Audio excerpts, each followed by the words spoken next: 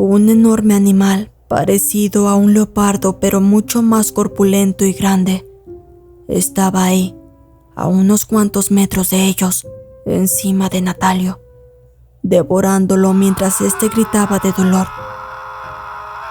El güero no perdió tiempo y de la caja de la camioneta tomó un tubo de fierro, corrió hacia aquel animal, pero antes de que éste llegara, esta bestia no le dio tiempo de nada y arrastró a Natalio como si fuera un muñeco de trapo hacia las aguas de la playa, hundiéndose en ellas.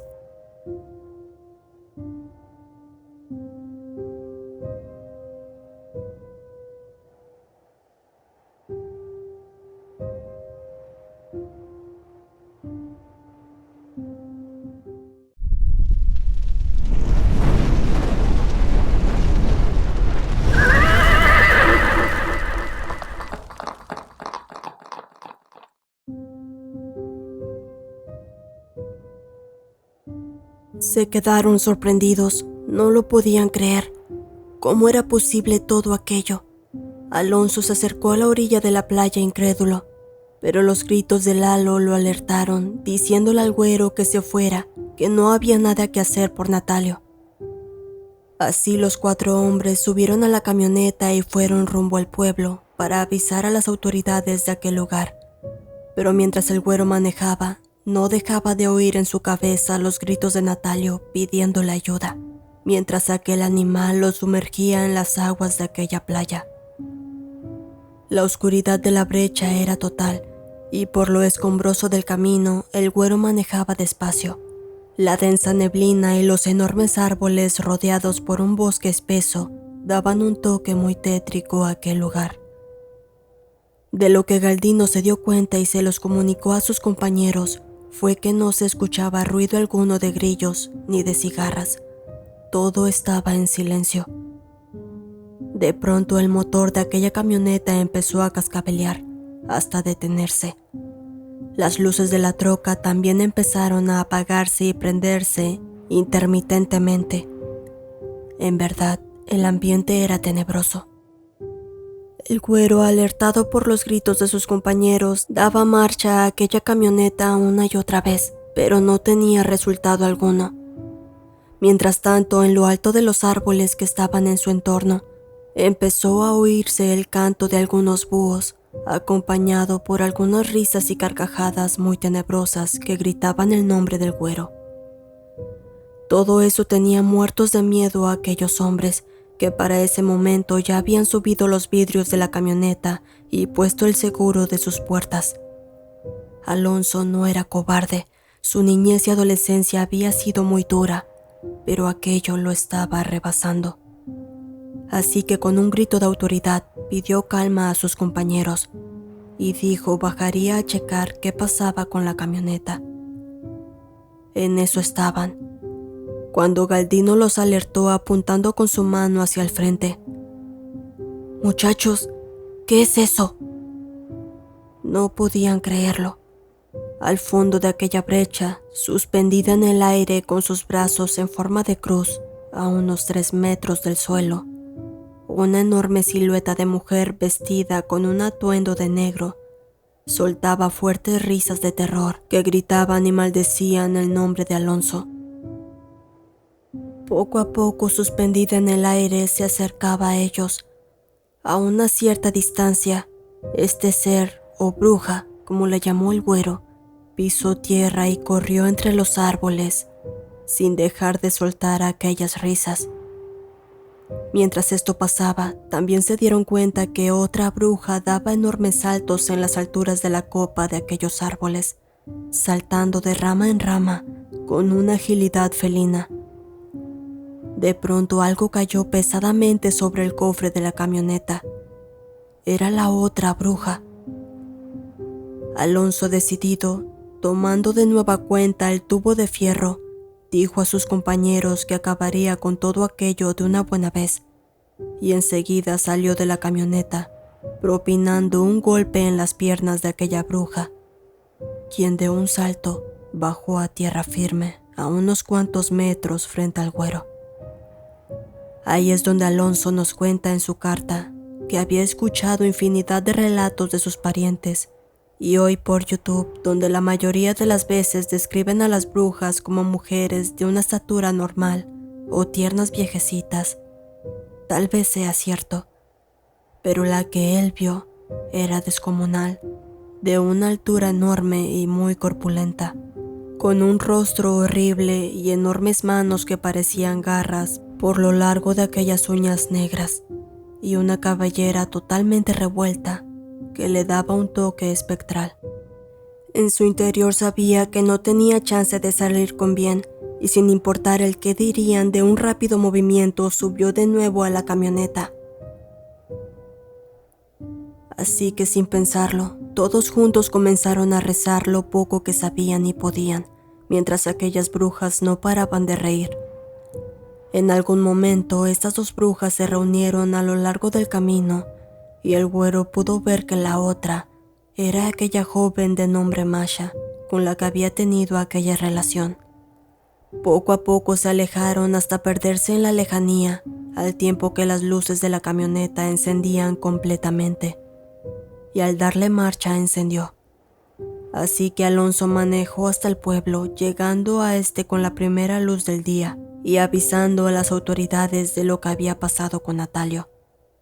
Se acudió al lugar de los hechos en aquella playa, con buzos experimentados de aquel lugar, para tratar de rescatar los restos de Natalio, pero no se encontró nada en la búsqueda de toda una semana. Así que no lo tomaron como un asesinato ni muerte, sino como desaparición, ya que no había cuerpo. La mayoría de la gente los tomó por locos. Se preguntaban qué animal parecido a un leopardo podría sumergirse en las aguas de aquella playa. Solo Don Chuy les creyó aquella historia y les comentó a estos que aquello que se llevó a su amigo era un nahual y de los más poderosos. No cualquiera tomaba la forma de un Shashawa, el tigre de agua.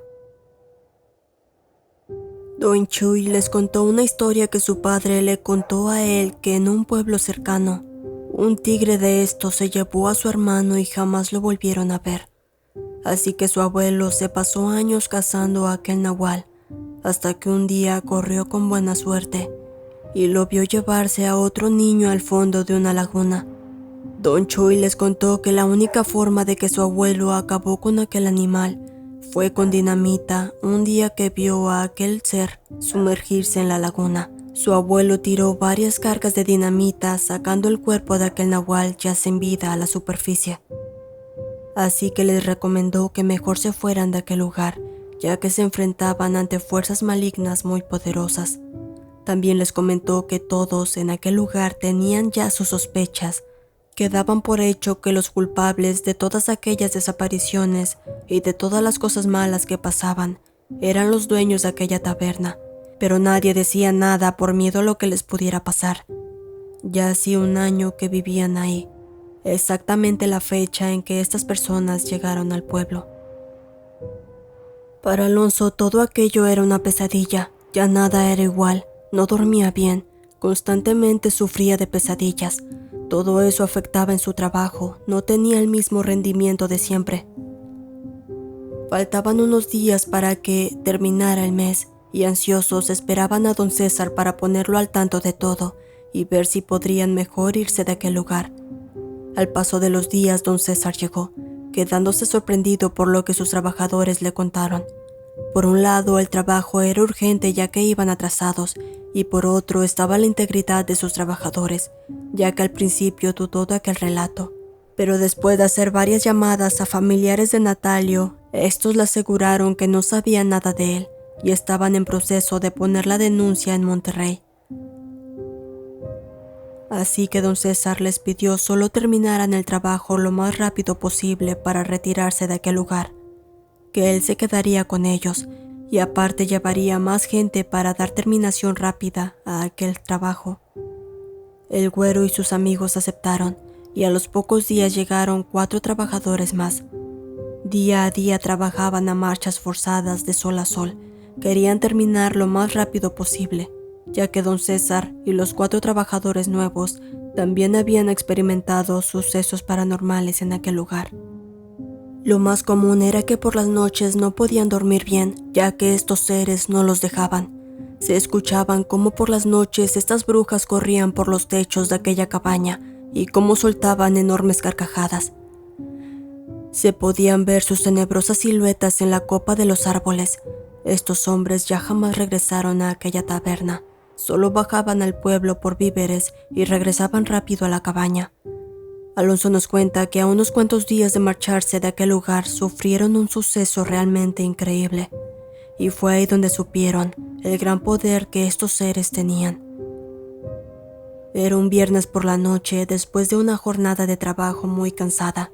Consumían cerveza fuera de la cabaña y uno a uno de los trabajadores se fueron retirando a dormir, quedándose solo el güero y su compadre César. Al calor de los tragos platicaban que pronto aquello terminaría, ya que estaban a unos cuantos días de terminar el trabajo e irse de aquel lugar. Entre plática y plática, el tiempo corrió. Serían las 3 de la mañana cuando escucharon ruidos en la bodega de trabajo. Armándose de valor, caminaron despacio hasta aquel lugar. Esta bodega no contaba con luz, así que solo la usaban con una pequeña lámpara de bolsillo que siempre cargaba don César, como un adorno de llavero. Alusaban lo que podían, pero no lograban ver nada. Los dos hombres, a pesar del alcohol consumido, estaban muy nerviosos y muertos de miedo. No era nada, dijo don César, y procedieron a retirarse. De pronto una carcajada retumbó al fondo de aquella bodega. Aluzando con la pequeña linterna, ahí la vieron. Era enorme. Estaba de pie al fondo de aquella bodega, sobre la tubería ya terminada, con sus brazos extendidos en forma de cruz totalmente ataviada en negro, y con su cabello revuelto cubriendo su cara. Para el güero eso ya no le sorprendía porque él ya la había visto, pero para don César, aquel ser lo llenó de miedo, quedándose inmóvil. De pronto esta bruja levantó la cara. En verdad era fea la desgraciada, pensó el güero. Mientras pasaba esto, aquel ser con rápido movimiento corrió por encima del tubo hacia ellos, mientras soltaba un grito aterrador. Alonso corrió hacia la cabaña, pensando que su compadre había hecho lo mismo, pero al ver hacia atrás, lo vio parado inmóvil. Así que frenó su carrera y regresó por él tomándolo de un brazo y jalándolo hacia la cabaña, entrando los dos en esta, cerrándola y atracando la puerta por dentro. «¿Qué demonios fue eso?», dijo don César a su compadre. «Brujas», dijo el güero, al tiempo que golpeaban la puerta y rasguñaban la madera de esta, mientras en el techo se escuchaban murmuros y risas y el correr de pisadas. Los demás trabajadores despertaron y se unieron al güero. Su compadre le preguntó qué pasaba. La contestación de Alonso solo fue de nuevo: «Son esas malditas brujas». Y ahí es donde nos relata y nos comenta el güero el poderío de estas mujeres. De un momento a otro quedó el silencio. Fue cuando vieron que a través del espacio de entre tabla y tabla de la puerta, una especie de humo como de cigarro se empezó a colar hacia el interior de la cabaña, y después de un rato, ante sus ojos vieron cómo aquel humo se materializaba, transformándose en la madre de Masha. Esta mujer les decía con voz ronca y muy gutural: «No tienen a dónde ir. Si quisiéramos, ya hubiéramos acabado con ustedes. Tú, Alonso, pagarás por haber jugado con mi hija. Te seguiré hasta el fin de tus días». Así como entró, igual se desvaneció entre las tablas de aquella puerta. Estos hombres no lo podían creer. Era imposible todo aquello que vieron. Entre ellos platicaron para terminar rápido aquel trabajo e irse de ahí. Así que al paso de una semana terminaron y alistaban todas sus cosas para volver a casa. Fue viernes por la tarde que salieron de aquel pueblo en las camionetas. César y el güero viajaban en la última. Llevarían 10 minutos de recorrido por aquel camino de terracería, cuando un viento frío inundó el ambiente. Al voltear hacia atrás a lo lejos, en medio del camino, pudieron apreciar 2 siluetas humanas y en medio de ellas aquel nahual en forma de leopardo. También pudieron ver que Masha ya no era la joven de cuerpo hermoso y esbelto que conocieron, sino que ahora su vientre era abultado, como si estuviera embarazada. Eso al güero hasta el día de hoy no lo deja dormir, ni estar en paz con él mismo. Por las noches sueña a esta mujer que levanta a un pequeño entre sus manos y se burla de él. Solo de pensar que un posible hijo suyo viva con aquellas personas que se dedican a hacer el mal, no logra tener descanso en su vida. Y ha pensado en algún día volver a aquel pueblo y arrebatarles a aquel niño. De Natalio hasta el día de hoy jamás se supo nada.